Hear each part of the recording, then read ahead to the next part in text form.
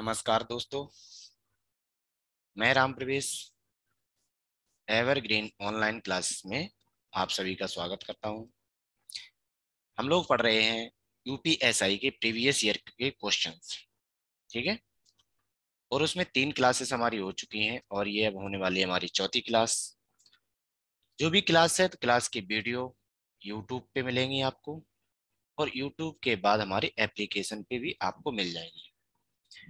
Application पे क्या होता है कि जो हमारी क्लास चल रही है, ये जो पेज पे हम लिखेंगे ये पीडीएफ में बन जाता है, वो आपको ऐप पे वीडियो के साइड में ही मिलेगा।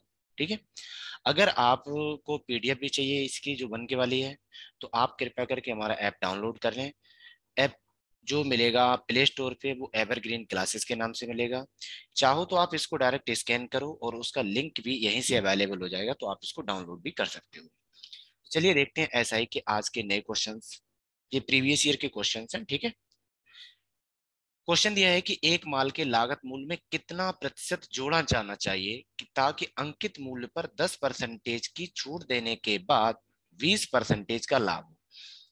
तो यहाँ पे पहले में एक कॉन्सेप्ट क्लियर कर दें कि जब बात छूट की होती है तो छूट हमेशा और हमेशा आपका अंकित मूल्य और विक्रय मूल्य में ही वेरी करता है। अगर बात करें लाभ या हानि की, तो ये आपका क्रय मूल्य और विक्रय मूल्य में ही वेरी करता है। ये कॉन्सेप्ट होता है। तो चलिए देखते हैं कॉन्सेप्ट मुझे क्या लगाना था।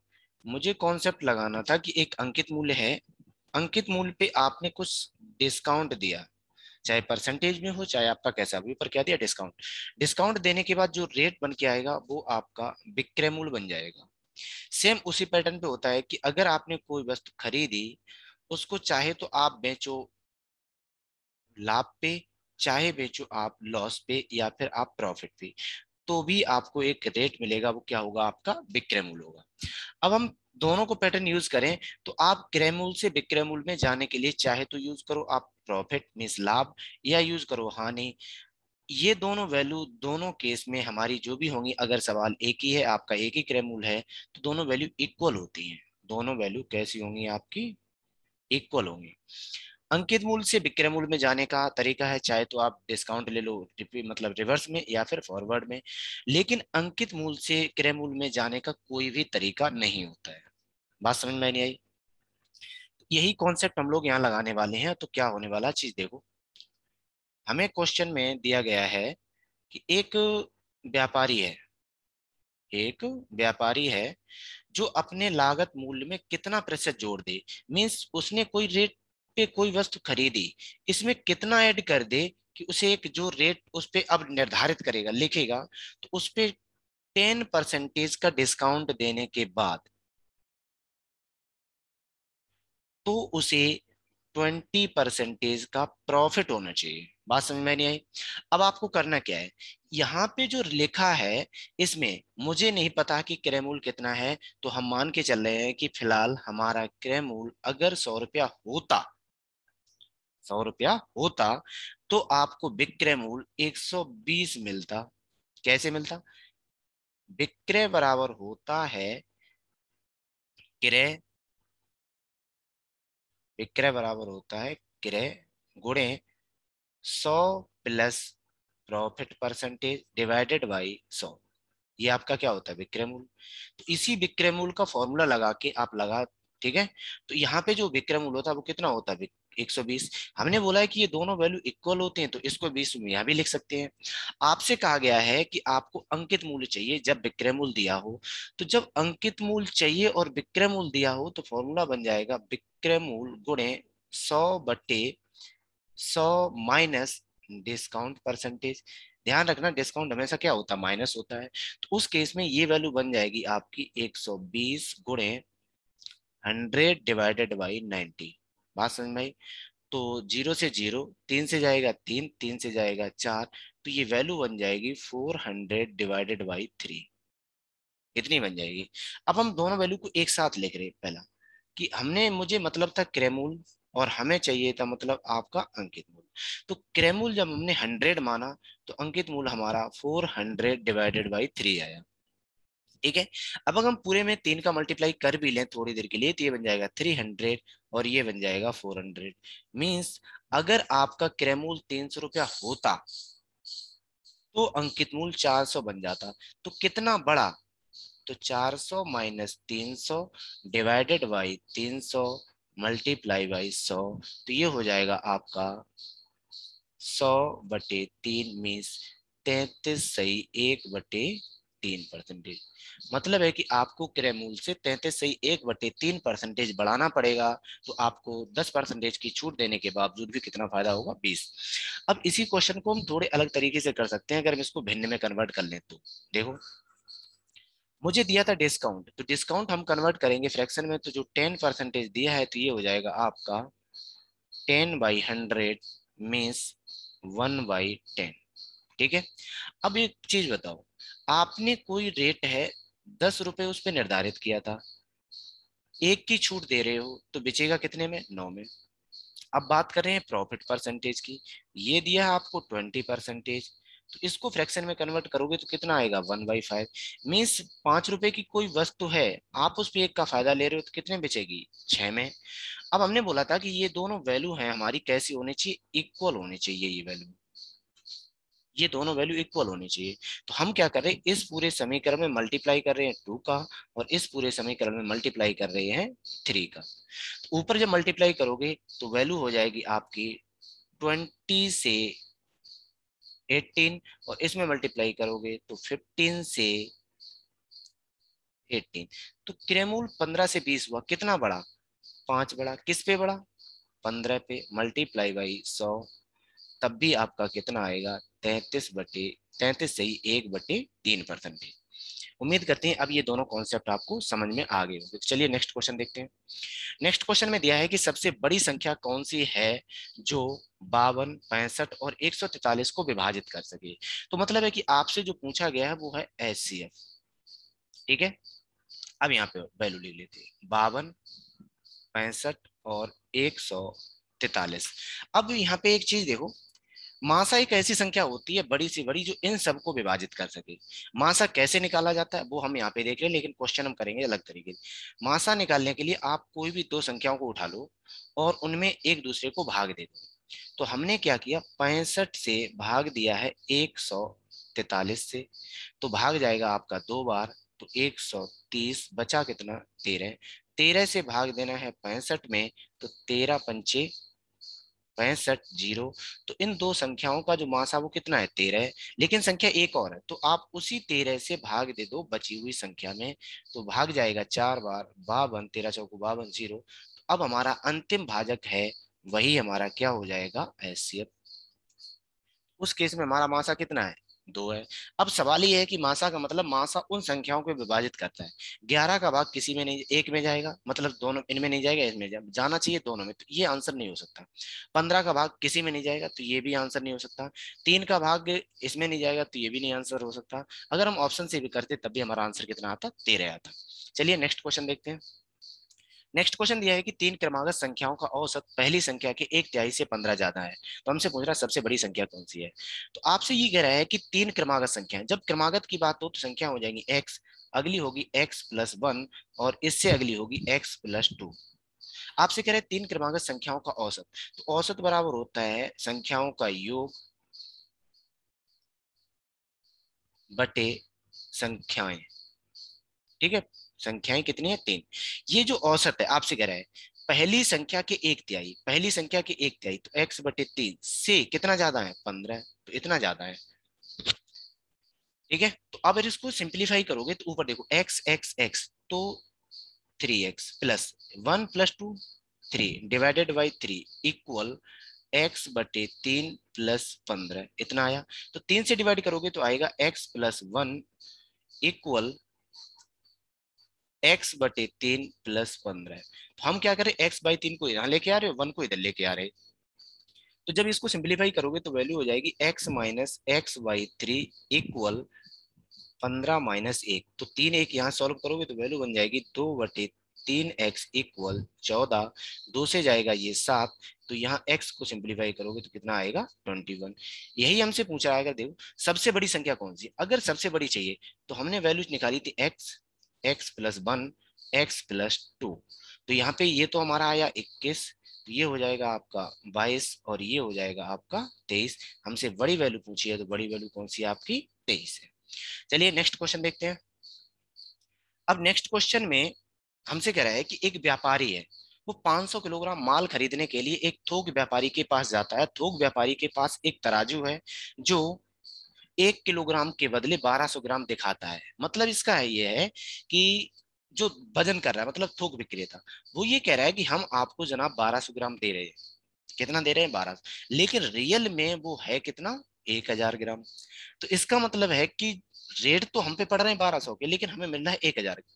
तो इसका मतलब है कि जो थोक व्यापारी है वो हमें ठगता है, हमें ठग रहा है, मतलब हमें लॉस हो रहा है। तो हमें लॉस हुआ कितने का, तो हमें लॉस हुआ 200 ग्राम का, लेकिन हम पे रुपया पड़े 1200 ग्राम की। तो यहाँ पे जो लॉस है वो लॉस परसेंटेज में मुझे चाहिए, तो लॉस इक्वल हो जाएगा 200 divided by 1200 multiply by 100। Clear है यहाँ तक।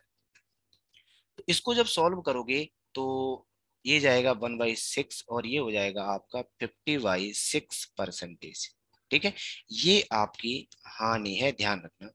क्योंकि हम व्यापारी हैं, अगर हम गए किसी थोक विक्रेता के पास तो थोक विक्रेता ने हमको ठग लिया है। अब हम माल ले आए घर पे अपनी दुकान पे, हमने क्या किया उसका रेट बढ़ा दिया, कितना 25%। रेट 25% बढ़ाया तो हमसे पूछ रहा है कि हम 5 किलोग्राम अगर बेच भी दें तो हमें कितना लाभ होगा या कितनी हानि होगी। तो पहली कंडीशन बता दें कि जब आपको परसेंटेज गिवन हो, परसेंटेज ही पूछा हो, तो वहां पे यहाँ पे जो टोटल मात्रा दी है इसका कोई मतलब नहीं होता, मुझे परसेंटेज से मतलब होता है। अभी भी हमने जो निकाला वो सिर्फ 1 kg को ही हम लेके चल रहे हैं। अगर यहाँ पे 1 kg लेके चल रहे हैं तो यहाँ पे हम 1 kg को ही मतलब लेंगे। अब 1 kg को लिया वहां पे, 1 kg को यहाँ पे लिया, तो परसेंटेज में कोई चेंजेस नहीं आएंगे। अब यहाँ पे आप क्या कर रहे हो कि रेट में आपने 25% का इंक्रीज कर दिया, लेकिन आप 50/3% का लॉस तो पहले ही ले चुके। बात समझ में नहीं आई। तो मेरे पूरे नेट प्रॉफिट पे क्या प्रभाव पड़ेगा, नेट लाभ होगा, नेट प्रॉफिट होगा। तो जब दो क्रमागत चेंजेस हो रहे हो एक ही वस्तु में, तो वहां पे जो रिजल्टेंट परसेंटेज होता है वो होता है आपका x plus by plus x by upon 100। अब इसको हम थोड़ी देर के लिए x मान ले रहे हैं और इसको थोड़ी देर के लिए y मान ले रहे हैं। ये हानि है तो माइनस रहेगी, ये प्लस है तो लाभ होगा। इसका हम यहाँ पे फॉर्मूले में अप्लाई कर रहे हैं, तो ये हो जाएगा 25 माइनस 50/3 माइनस 25 मल्टीप्लाई 50/3 और मल्टीप्लाई बाई 100। क्लियर है यहाँ तक। इसको सिर्फ सिंप्लीफाई करना था, सिंप्लीफाई करने के बाद यहाँ पे मिलेगा आपको 25 माइनस 50/3 माइनस 20 से जाएगा ये 4 टाइम्स, 4 से ये 2 टाइम्स, 2 से जाएगा आपका 25, तो यहाँ बचेगा आपका 25/6। इसको सॉल्व करोगे तो सॉल्व करने के बाद वैल्यू आएगी आपकी 4, कर लेना 1666 ये आएगी। तो इसी को लिख लिया जाएगा 4.17% का लाभ। आप अपना कैलकुलेशन कर लेना, ठीक है इतना, क्योंकि हमारे पास कैलकुलेटर नहीं है और वैसे करेंगे तो टाइम लगेगा। ठीक है, अगर कोई प्रॉब्लम आती है तो आप इसको कमेंट में कर सकते हो, वरना कोई प्रॉब्लम नहीं आएगी क्योंकि ये आपके क्लियर क्वेश्चन है और ना ही इसमें कोई टफनेस है। ठीक है, अब अगला क्वेश्चन देखते हैं। अगला क्वेश्चन दिया है कि एक समकोण प्रिज्म है जिसका पार्श्व पृष्ठ का क्षेत्रफल 143 वर्ग सेंटीमीटर है और तल की परिधि 13 सेंटीमीटर है। ठीक है, अब देखो, अब अगर मैं इसका फिगर बनाए तो फिगर ऐसा बनेगा। एक त्रिभुज है, मतलब प्रिज्म है त्रिभुजाकार, नीचे भी उसका बेस है वो भी त्रिभुज है।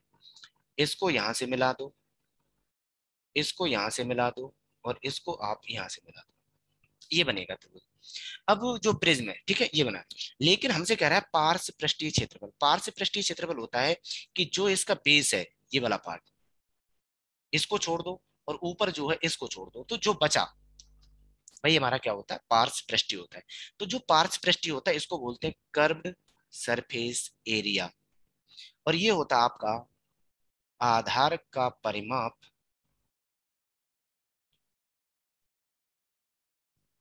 गुणे हाइट।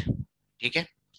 अब कर्व्ड सरफेस एरिया दिया है आपको 143, आधार का परिमाप आपको दिया है 13 सेंटीमीटर, हाइट मुझे नहीं पता कितनी और यही हमसे पूछी है। तो जो हाइट है वो हो जाएगी आपकी 143/13 इक्वल टू 11 सेंटीमीटर। कितना हो जाएगा आपका? 11 सेंटीमीटर। यही हमसे पूछ रहा है कि इसका हाइट कितना होगा आपका? 11 सेंटीमीटर होगा। उम्मीद करते हैं आपको समझ में आया कि मेंसुरेशन का क्वेश्चन है। और मेंसुरेशन में आप कोई भी प्रिज्म पढ़ते हो तो प्रिज्म का पार्श्व पृष्ठीय क्षेत्रफल होता है आधार का परिमाप गुणे हाइट। आधार का परिमाप आपको दिया है 13 सेंटीमीटर, क्षेत्रफल दिया है 43 सेंटीमीटर, तो ये भी लिख लिया, ये भी लिख लिया, और 13 से भाग दोगे तो कितना आएगा आपका? 11 सेंटीमीटर। चलिए नेक्स्ट क्वेश्चन देखते हैं। नेक्स्ट क्वेश्चन में दिया है कि 312 रुपए की एक राशि है जिसमें से 100 छात्रों को इस समूह को में इस प्रकार विभाजित की गई कि प्रत्येक लड़के को 3.6 रुपए मिल रहे हैं और हर एक लड़की को 2.4 रुपए मिल रहे हैं। तो लड़कियों की संख्या कितनी है ये हमसे पूछा गया है। बात समझ में आई? तो होता क्या है, यहाँ पे टोटल कैंडिडेट कितने हैं आपके? 100। टोटल कैंडिडेट 100, इसमें से बॉयज कितने हैं और इसमें से गर्ल्स कितनी है मुझे नहीं पता, और यही मुझे कैलकुलेट करना था। हम मान के चलें कि हमारे पास जो बॉयज हैं वो एक्स हैं, तो जो गर्ल्स होंगी वो बचेंगी आपके पास 100 माइनस एक्स। अगर एक बॉयज को रुपया मिल रहा है 3.6 और गर्ल्स को मिल रहा है 2.4, तो दोनों की धनराशि को अगर इकट्ठा किया जाए तो रुपया होना चाहिए 312। ये हमारा क्वेश्चन था जनरली। अब इसको सॉल्व करोगे तो वैल्यू हो जाएगी 3.6x प्लस इसका मल्टीप्लाई करोगे 24 का तो आएगा 240, माइनस में मल्टीप्लाई करोगे तो 2.4x इक्वल 312। यहाँ तक क्लियर? तो 3.6 में से 2.4 जाएंगे तो वैल्यू बचेगी 1.2x। 240 इधर माइनस होंगे तो 312 माइनस 240, तो 1.2x इक्वल, 2 में से 2 गया 0, 8, 11 में से 4 गया 7, 72, तो x इक्वल हो जाएगा 72 डिवाइडेड बाई 1.2। अब पॉइंट नीचे से हटाओगे ऊपर वैल्यू पहुंच जाएगी 0 में, तो 12 और 12 6 72। तो इसका मतलब है कि x का वैल्यू कितना आया? 60। x का वैल्यू 60 आने का मतलब है कि उस कॉलेज में 60 बॉयज हैं और 40 गर्ल्स हैं। तो हमसे पूछ रहा है गर्ल्स कितनी हैं, तो गर्ल्स कितनी हो जाएंगी आपके कॉलेज में? 40 हो जाएंगे। चलिए नेक्स्ट क्वेश्चन देखते हैं। नेक्स्ट क्वेश्चन में दिया है कि एक दूध वाला 20% का लाभ कमाता, अगर वह दूध की मात्रा में पानी 10% मिला दे तो लाभ का प्रतिशत क्या होगा? तो एक ही वस्तु में दो चेंज हो रहे हैं, पहले तो उसका रेट बढ़ाया गया, अब उसकी मात्रा बढ़ाएगी। तो जो एक ही वस्तु में चेंज होते हैं तो उसमें परसेंटेज चेंज होता है X plus Y plus X Y divided by 100। इतना होता है परसेंटेज चेंज। तो एक्स को हमने माना लाभ और ये भी लाभ है, जो पानी बढ़ाया तो पानी की रेट बढ़ेगा, तो यहाँ हो जाएगा 20 + 10 + 20 × 10 डिवाइडेड बाई 100। तो इनको अगर सॉल्व करोगे 0 से 0, 0 से 0, तो ये हो जाएगा 30 + 2 इक्वल टू 32। तो जो भी वैल्यू होगी वो किस में होगी? आपकी परसेंटेज, मतलब है कि दोनों लाभ को एक किया जा रहा है, तो किसके बराबर आएगा? 32% के। तो ऑप्शन नंबर हमारा कौन सा है? फोर्थ है। चलिए नेक्स्ट क्वेश्चन देखते हैं। नेक्स्ट क्वेश्चन में एक सीरीज दी है जो एक गुणांक में लिखी है। तो इस सीरीज को हम लोग क्या करते हैं कि अगर इसका अगला स्टेप लिखा जाए तो इसको लिखोगे 1 - 1/2 प्लस 1/2 - 1/3 प्लस 1/3 - 1/4 प्लस, और लास्ट में है आपका 1/49 - 1/50। अगर आप देखो कुछ नया नहीं कर दिया, इन दोनों को सॉल्व करो तो ये वाला आ जाएगा, इन दोनों को सॉल्व कर दो तो ये वाला आ जाएगा, इन दोनों को सॉल्व कर दें तो ये आएगा, और लास्ट को सॉल्व कर दें तो लास्ट वाला टर्म आएगा।